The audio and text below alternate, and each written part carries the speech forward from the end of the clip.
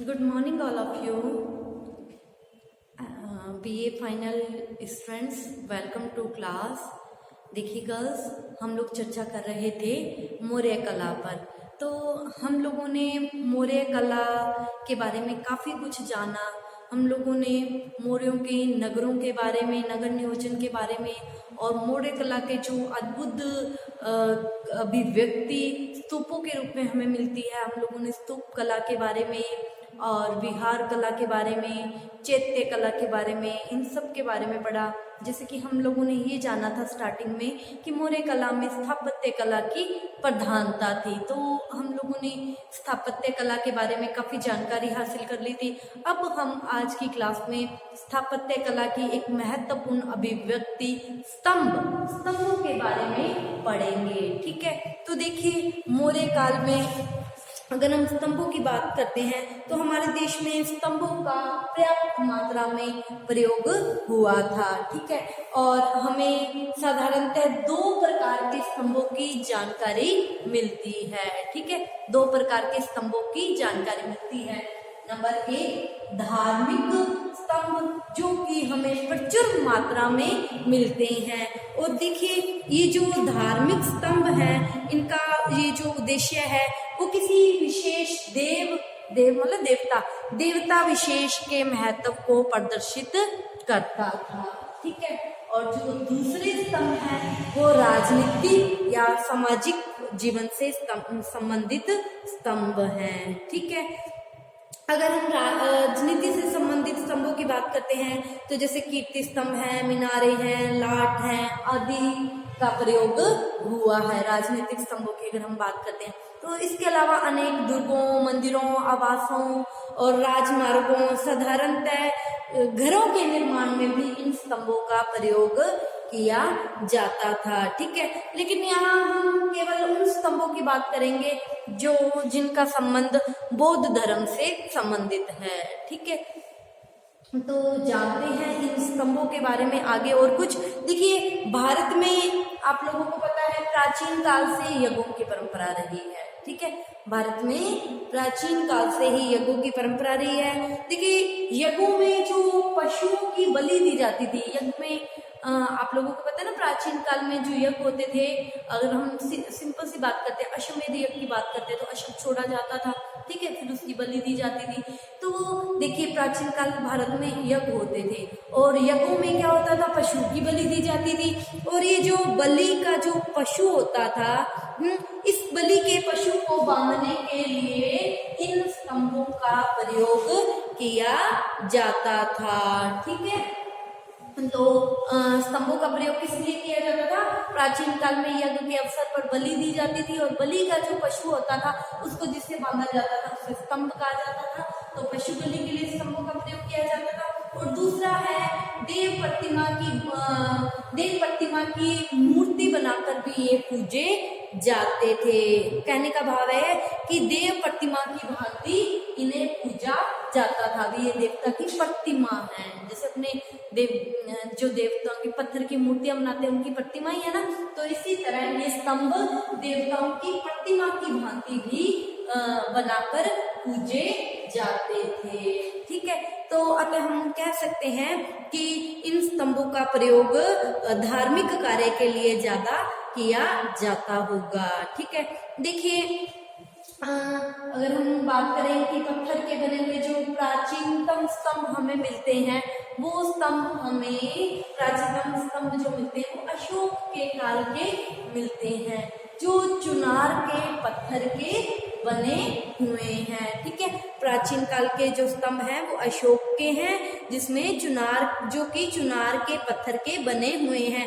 और एक खास बात ये है, इसमें ये जो स्तंभ बना हुआ पूरा, इसमें कोई जोड़ नहीं है, ये एक ही पत्थर का बना हुआ है। ऐसा नहीं है जितना मर्जी बड़ा ये स्तंभ है, लेकिन इसमें एक ही पत्थर का प्रयोग किया गया, कहीं भी दो पत्थरों को आपस में जोड़कर ये स्तंभ नहीं बनाया गया है। ठीक है, तो अगर हम स्तंभों की बात करते हैं तो चंपारण जिले में हम आते हैं। तो चंपारण जिले में जो लोडिया नंदनगढ़ वाला जो स्तंभ है, ये एक महत्वपूर्ण स्तंभ है। ये स्तंभ क्या है, 9.5 इंच तो ठीक है। और नीचे से तो क्या है, मोटा, और ऊपर से क्या है, पतला, जैसे मोमबत्ती की तरह है, नीचे से मोटा और ऊपर से क्या होता जा रहा है, इसका ये पतला होता जा रहा है, ठीक है। और इसका जो आधार पर व्यास है, जिसका बेस है, जिस पर ये बना हुआ है, इसका आधार पर जो व्यास है वो 35.5 इंच इसका आधार का व्यास है, ठीक है। अगर हम इसके ऊपर के व्यास की बात करते हैं तो ये 22.5 इंच इसका ऊपर का व्यास है, ठीक है। और शिल्पकला की दृष्टि से इतना परिष्कृत है कि इसको देखकर मन क्या हो जाता है, हो जाता है, इसकी ओर आकर्षित हो जाता है, ठीक है। तो अब हम आते हैं स्तंभों के शीर्ष की बात करते हैं, ऊपरी हिस्से की बात करते हैं। तो स्तंभों के जो शीर्ष है, इस पर पशुओं की आकृतियां मंडित हैं, पशुओं की आकृतियां बनी हुई हैं, ठीक है।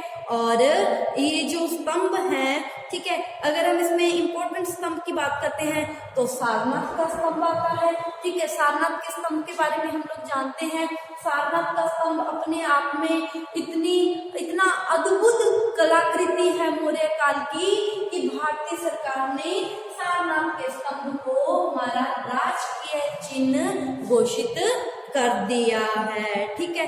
तो ये सारनाथ का ये जो स्तंभ है, अगर हम इसकी बात करते हैं तो ये 242 ईसा पूर्व से 332 ईसा पूर्व के बीच का ये बना हुआ है सारनाथ का स्तंभ, ठीक है।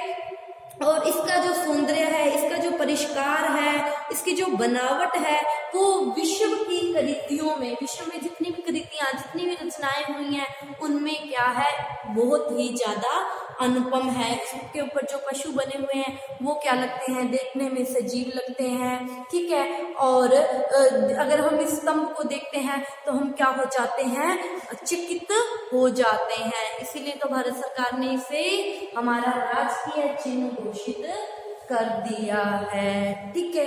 तो इस तरह के जो अशोक के काल के स्तंभ हैं, इनकी जो बनावट है, इनकी जो तकनीक है, विशेषकर से इनका ये जो कांचवत पॉलिश है, ये सब उलझा देता है। कांचवत पॉलिश से मतलब है इनकी जो पॉलिश है, ये कांच के जैसे बिल्कुल साफ चमकती हुई पॉलिश है। ये इसमें इतनी चमक है कि देखने वाले को क्या करती है, आश्चर्यचकित कर देती है। और ये जितने भी स्तंभ हैं, ये निखरे हुए, परिष्कृत, सुंदर, मतलब दूर से देखकर ये लगता है कि एक जादू हो, ठीक है। जब पास आते हैं तो ये फिर से दिखाई देते हैं, ठीक है।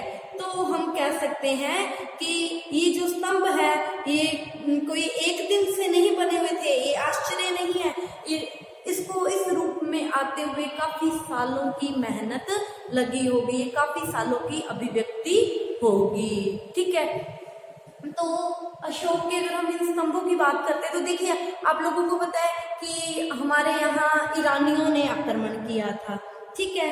तो ईरान का जो शासक था, है ना, ईरान में ये स्तंभ खड़े करने की परंपरा थी, ईरान में ये स्तंभ खड़े करने की परंपरा थी। और ईरान के जो शासक थे, प्राय 150 वर्षों तक ये जो ईरान के शासक थे, इन्होंने पश्चिमी पंजाब और सिंध पर अपना अधिकार कर रखा था।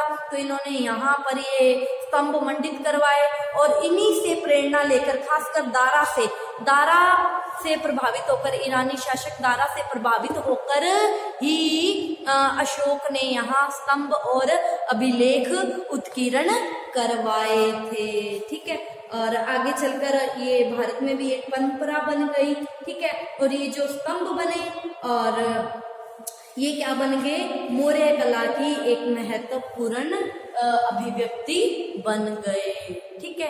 तो इस तरह हम लोगों ने मौर्य कला के बारे में जाना कि मौर्य कला में जो स्थापत्य कला थी वो उन्नति की पराकाष्ठा पर पहुंच गई थी। किस तरह मौर्यों ने अपने नगरों, स्तूपों, चेतों, विहारों और स्तंभों के माध्यम से ऐसी कलाकृति को जन्म दिया जो आज भी हमारे लिए धरोहर बनी हुई है, ठीक है। तो ये मौर्य कला का टॉपिक आज हमारा यहाँ समाप्त होता है।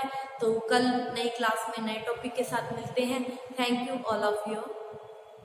आप इसका स्क्रीनशॉट ले लीजिए।